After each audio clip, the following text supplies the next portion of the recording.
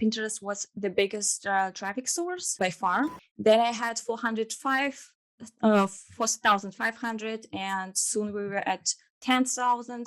I wanted to get on Mediavine. So it took me, I would say, after taking your online course and reaching 25,000, it took me around 6 months. But it took me also a few months to get approved and then implement everything. Hey guys, it's Anastasia of anastasiablogger.com, and today I wanted to talk to a guest. It's common, if you know something about me, I share a lot about my personal journey in blogging. I share my Pinterest tips, online business tips in general.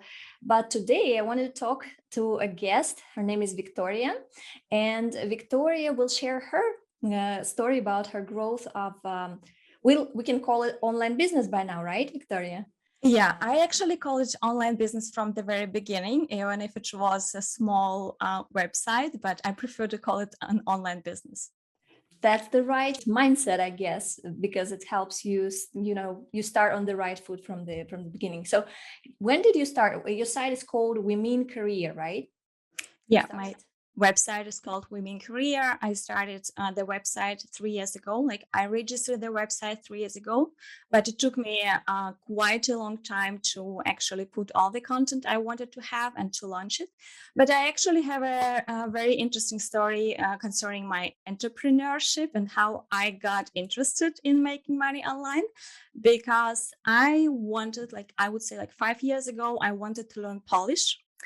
And I searched for different podcasts and sources online how I could do it. And I found a guy who actually had a podcast on finances and online business. And I started listening to him, trying to learn Polish. So I had no idea that I would start a business. I didn't want to start a blog, like no idea at all before. And then I started listening. Polish. It was in Polish, exactly. It was in Polish. So I started listening to the guy, like learning Polish more and more. And he was talking a lot about blogging, about making money online. And in that way, I got so inspired. And one day, as I was on holiday and I actually was not very happy with my job, I thought, okay, enough is enough. I'm quitting and I will start my online business. So this was crazy. Like everyone said, hey, what are you doing? And did you really quit right away? No, I actually wanted to quit. I wanted to come back and quit because I had a very difficult job situation with my boss. But I came back and talked to that boss, and he told me, "Okay, I quit." And I thought, wow, so now I can stay because I don't have that crazy boss. The boss quit. Yeah. So then I decided that I would stay for a while and learn more and like also save some money. And then I actually quit. So I knew I would love to do something online. I didn't know exactly what. I knew that I wanted to produce online courses, but I also didn't know like which topic to take and so on. So it took me quite a while, a few months, to decide what to do. And then I found a career coach in the US. I knew her from another project we worked on together. And we got an idea to create an online course together. Like she would create content and I would create a website and promote it. So that way, somehow it developed to Women Career. Awesome. So what we can tell that from the beginning you worked on it like almost full time, because you told me you quit. Okay. Yeah, like so that in was the beginning. Like I would not say from the beginning and until now, but in the very beginning, I worked on the project full time, and then I would say like 1 year later, I started building a team, and after that, I could also take other customers, like not other, like I decided I would love to have customers because I work in digital marketing and I have a lot of experience, and people were asking me if I would love to help them with some projects. And this way, I decided to balance like my personal blogging with serving customers. Okay, so that's a lot on your plate. So you have this on some clients, like on for digital marketing, you have the site. How much time do you estimate that you're spending building the site? I think for beginners, it's very important, especially for someone who is not maybe ready to quit their job yet. So they want to understand how much time it might take them from their daily hours that they Yeah. have. Yeah. Um, as I said, in the first year, I worked almost full time. And after that, I would say it was like half half. But I would definitely not recommend quitting the job first. So I would definitely recommend to keep the job and start something. My biggest mistake was that first I tried to do everything perfect from the very beginning, like also finding the best attorneys or lawyers to create my legal text and to find the best graphic design and so on. And Okay. it took me a lot of time, but it also was from the financial perspective, it was also, I believe, my mistake. So I would not recommend to quit the job. I would say just start quickly, try to do everything like at a good level, and that way you don't need to spend so much time. So Got it. because right now I have to say that I actually I got a new job after 3 years of Congratulations. Yeah. that. Thank you. After 3 years from that project, because I think that personally to me, I would love to have different income sources, and blogging is one of them. It's like automated, it's great, but I would also love to have a full-time job right now. So, and now I have my team. I have a few, I would say like 3, 4 people who help me a lot with the website. And I spend like 1 hour, maybe 3 hours a week Got it. working on women career. That's really important thing for people to know, that they don't have to always work. Like, it does take initially some time and effort to start building your blog. Mostly you invest in the beginning your time and effort, Yeah. but it's one of those types of businesses where you can automate a lot of things, you can delegate a lot of things, you can hire writers probably. I'm not sure if that's what you're hiring help with. At least I personally, sometimes people ask me, do you, Anastasia, still write everything? No, absolutely. It's impossible to grow your blog and do business. Like, I also do one-on-one coaching calls. I do Pinterest audit calls. So it's impossible to continue working, and it doesn't, and it kind of makes a ceiling onto your Yeah. growth. So you have to hire help. Um, for people who have let's say who have kids, and who, or for someone who wants to continue their full-time job, definitely hiring help is a good solution to Yeah. continue growing your blog. To uh, me, it happened actually somehow by coincidence, because I was not planning to hire anyone at that point, but my um, my aunt was learning English and was wanted to practice, and I asked her, okay, do you want to help me with a few things? And that way, it was really like a coincidence, but I noticed immediately how great it was to give her some stuff. And after she told me that she really would love to have another job and she would love to quit. So after that, I hired people like on purpose. So it was really amazing to have all that help. Yeah, I actually hear it from other bloggers that they pay to even to their children, basically to their Mm, teen children, because well, at least the part of content that is like creating pins for Pinterest, for example, it's exactly. something that a lot of people can do. It's quite an easy skill that you can learn fast. And if English is well, at least if someone, maybe it's not their first language, but they learn English and they improve it, it's also, you don't need to write a long text on the pin. It's just a very short text. So yeah, creating pins, it's one of the things that it's kind of easy to hire help for it. Yeah. Well, so now we already mentioned a couple of times Pinterest, but what are the main traffic sources for your site? How does In it the work? beginning, Mhm. in the beginning, it was really Pinterest. Okay. So we launched the website in May 2019, and like I started creating pins, but I didn't have a lot of traffic and traction. And I started searching online, like for tips, what to do, how to get more traffic. And then I found your YouTube videos and loved them a lot because you were one of the people who gave very specific information. But then I have heard about your online course and decided to sign in. That's great that you decided not just to scramble around, because I can tell you that, right, scramble around for free information. Because at the time when I started my YouTube, it was kind of, I think that at that time my YouTube also grew quite quickly. I think there was maybe just a few channels that tried to talk about Pinterest. All the bloggers tried a little bit to talk about Pinterest, but they gave up very quickly, because maybe they thought that there is not a lot to talk about constantly. And so I just kept talking and kept making new and new videos, and I guess that was the reason why I stayed longer than the others on this topic and became kind of the source of all things Pinterest. Yeah.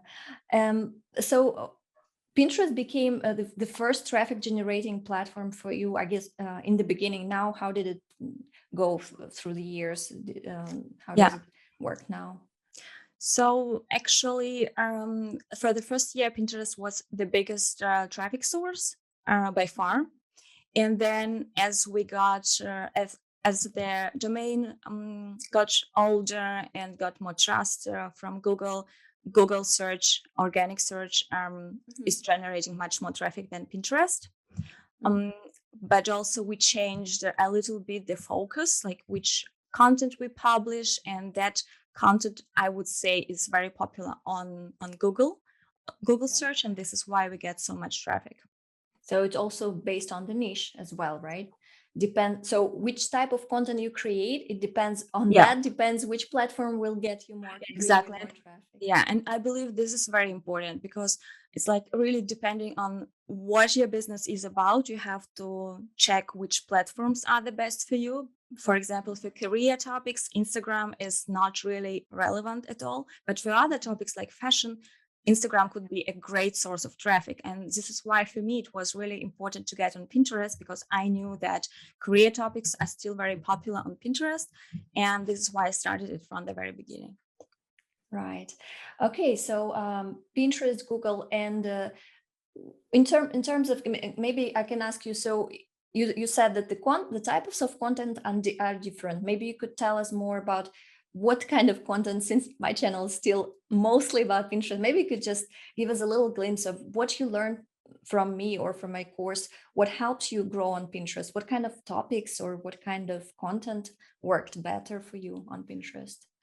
From the very beginning, actually, our strategy was to create listicles, like articles with bullets and information, and it's clickbaiting that works the best on Pinterest. So actually, we have like 30 articles that have very clickbaiting titles, like "Never do this at work" or "Never do this during your job interview," and so on. These kinds of articles work really well on Pinterest. They don't work at all on Google, of course.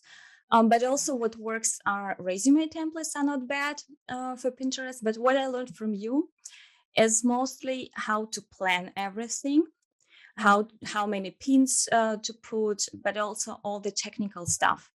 And in the very beginning, I had no idea really how is it possible to create 25 pins a day. And I thought like, wow, this is crazy. Like I won't be able to do that. And after your course, I understood, okay, this is so doable. You just have to create a few pins for every article and then post them on different boards. And this way you get really a lot of content within a few hours. So this was, I guess, the biggest tip back then, but also many other things. And it was like 2 years ago. I don't remember everything what happened back then. Yeah, but it's cool that something that you learned like 2 years ago, Pinterest still drives you traffic. You said that your site grew and Google started driving, which is awesome because Google traffic, it's more targeted always, because people are not just randomly browsing something, they're searching for a specific keyword. But so what was, how soon did you see the results? How soon did your traffic grow since you started actually focusing on Pinterest? In the first months, I had, like, before your online course, I had 500 visits during the month. Then in the second month, I had 1,500. And I guess somewhere in the middle, I already took the online course. Then I had 4,500. And soon we were at 10,000. And actually, from you, I've learned that whole idea of Mediavine ads, because my initial idea was to sell online products. But then I thought, make a little note, because maybe someone watching this video doesn't know what we're talking about. So Mediavine, it's just an ad management platform. They manage ads from Google AdSense, from all the other different like MediaNet. There are many other players on the internet that want to buy ads, and Mediavine basically manages the auction between of them. And because Mediavine, it's just not the only company, Mediavine, but it used to be the one that everyone wanted to work with, because they had 25,000 minimum required traffic per month. And then it moved this year to 50,000. But everyone still wants to work with Mediavine because, well, first of all, 50,000 is still less than the other premium ad networks want. The other one is called AdThrive, and they want 100,000. So it's really not so easy to achieve for someone who just starts blogging. And Mediavine has awesome customer support. I'm not getting paid to recommend them at all. They don't have any affiliate program, which is unfortunate because I've referred so many bloggers, new bloggers, to them. But they basically they don't need any referrals, because they do really great job at improving your ad income. So if you would work with Google AdSense, you probably, with the same amount of traffic, you would be getting at least 7, maybe even 10 times less money, because Mediavine is managing your ads in a way that allows you to make more for the same traffic. So sorry, it was maybe longer than it no, it's a very nice explanation. But what I want to say that after a few months getting Pinterest traffic, I thought, okay, so maybe we could also have another income source. And I wanted to get on Mediavine. So it took me, I would say, after taking your online course and reaching 25,000, it took me around 6 months. But it took me also a few months to get approved and then implement everything, because actually my strategy in the very beginning was to create a lot of content, but that was not very long, and Mediavine wanted to have longer articles, so we had to rewrite almost all the articles we had on the website. So on one side, it was okay because I knew which articles worked and which not. So I just killed all the articles that were not performing on Pinterest. But on the other side, of course, it was an invest and time invest to order all the articles and make them much longer. So altogether, I would say it was like 9 months to get to Mediavine. Got it.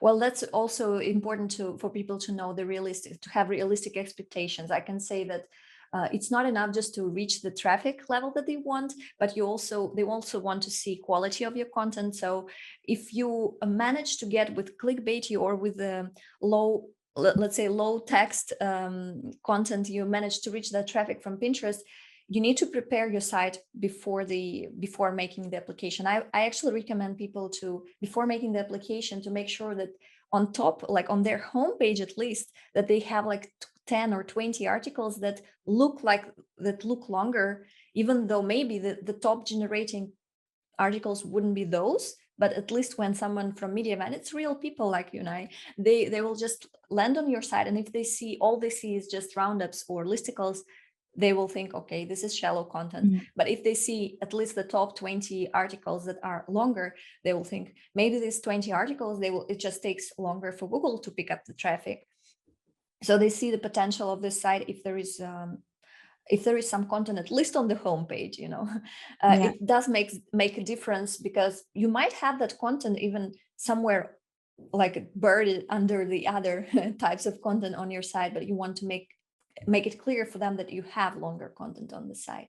Yeah, but I also believe that they check very thoroughly right now, because we had some articles that were very long and they were all presented on the homepage, and our top articles were also long, but it was not enough. So we really had to rewrite almost the whole content, and we still have I would say like 20 articles that were short, And they told me, as they accepted us, they told me, okay, you still have a few articles that are short. So we had to hide them on the website so that nobody could find them. And that way we got approved. So they were really very thorough with everything. Got it. Well, you guys, you need to know that don't get scared, because there are other also networks that can accept you with 10,000, like it's called Ezoic. The RPM, revenue per thousand of visitors, is lower with Ezoic. There is also monometric, lower than with Mediavine, but still it's much higher than with Google AdSense. And since their requirements are lower, they will ask you to have quality content, but it will not be as high the requirement as for Mediavine. Yeah, but even Mediavine is all doable. It's just a matter of time. So I don't want to scare anyone. It's a great network. And if you want to achieve the goal of getting there, it's really doable. Yeah, absolutely. And one more note I wanted to make about that, since we just stumbled upon and started talking more about Mediavine, is that they want mostly US traffic, all the premium ad networks. And it's not because they're very picky or whatever. It's just because with US traffic, you are getting paid a lot more than, let's say, with traffic from anywhere else. Actually, even from Canada, traffic will cost probably I think like 3 times lower than from the United States. So they will expect that your traffic is mostly from the United States. And in that sense, Pinterest can help you improve this stat. If you get a lot of Google traffic from all over the world, because people speak English in different countries as well, Pinterest can help you improve that percentage of US-based traffic. Sometimes it makes sense if your website is already getting a lot of traffic from Google, but somehow you're not reaching that mark with US-based traffic. Sometimes Pinterest helps. Just a little bit of Pinterest traffic can help you improve that percentage. Yeah, exactly. But you mentioned that Mediavine is just one of the income streams. Maybe you would like to share something else. What else do you do on the side? Yeah, as it was planned from the very beginning, we sell online courses, we sell some templates. We also have affiliate program with Amazon. So I love to have different traffic sources and income sources. In the case of, I don't know, like seasonality or any algorithm changes, it's really great not to be only dependable on one source. And this is why I would also love to have other ones. So we are working on it, but until now it's commercial information. Got it. Well, it's good. People already know something. They know where they can aim to accept. On top of Mediavine, I always say that you need to either work with affiliate links. You need to diversify it. Definitely, maybe not from the very beginning, because when you're just starting, your priority is just to get traffic. Because really, if you don't have any traffic at all, then whatever. The only thing that can work with low traffic is probably when you are selling your own services, because you don't need a high volume of traffic to get 1 or 2 clients if you do some one-on-one services. If that's the type of service, like imagine that you provide any kind of consultancy and or coaching, then it's enough to have a couple of clients per month to at least make a living with that. And in that case, you don't need a huge volume of traffic, because it's just you cannot handle too many clients as well with that type of service. Yeah, and in general, I believe that in the beginning, it's really very important to concentrate on one traffic source and one income source. And then once you handle it really well, then you can include another one. I agree. Well, maybe you could give some best tips, whatever number of tips you want to give to people who are just starting. Yeah, as I already said, I actually believe that it's important not to try to do everything on your own. So get help as soon as possible, even with small things first, and then like expand that part, like hire someone to write text for you, to do graphics, everything. Then, as I already said, also not try to do everything perfectly from the very beginning. It should be good enough, but don't invest too much time and money trying to optimize every dot. It will not really bring you as much as you expected.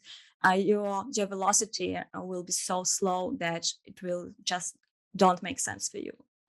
And I believe it's also very important to invest in your education and take time to learn something. Because, for example, I come from digital marketing. My experience is in digital marketing. And I thought, okay, I know everything. So, like, I will do it as quickly and I will develop everything. But then I understood that business and some traffic sources are completely different from what you did before. And you still have to become from the very beginning. And this is why I really believe that we have to learn a lot, but we also have to test a lot. And what works is great, but if something doesn't work, just maybe try to tweak it a little bit or try something different. Like try to be creative and just stay on track. And yeah, business is hard sometimes, so just test and do your best, and it will work one day. Awesome. That's really inspiring talking to you, because also because when you started your blog, you told me that it was from the beginning with this business mindset, and from all the tips that you shared, one line is like, be with this business mindset. It's when you're investing in hiring people, because definitely if you do I think I would just make a little note here that you need to know what you're hiring first. You need to try to do it yourself, because you cannot Yes. hire someone if you don't give them clear instructions, and to give them, you need to know how it works and how to do it. So you still need to learn definitely how to do it first yourself, and then hire someone that, yeah, Yeah, because I someone guess could do it. it depends. Like it depends on what you want to do. If you hire someone on a basic level or just some help, then you definitely need to know how to do it your own so that you can explain. But sometimes you don't know how to do something and you don't have to invest time in this, for example, programming or any technical stuff. Then I definitely recommend not to try to learn it, but to find a good expert. Yeah, it's true. Absolutely. Well, thank you so much for your time. I want to tell everyone, you can check Victoria's site, Women Career. So it will be WEMEN. So it's like mean, we mean, right? Womencareer.com. Do you want to, maybe if you want to give any other contacts, if people want to, I don't know, maybe if you have some kind of Our services for Pinterest people. account, of course. You can check our Pinterest account, Yeah. but it's easy to find. Just search for Women Career and you will find it. Yeah, so thank you so much for your time, because I believe that people will learn something from this conversation, will get inspired. Well, if you have some questions to me or to Victoria, just drop them in the comments below the video. And I wish you a great rest of your day. Thank you so much. Thank you so much. It was great to have you. Thank you. Bye bye.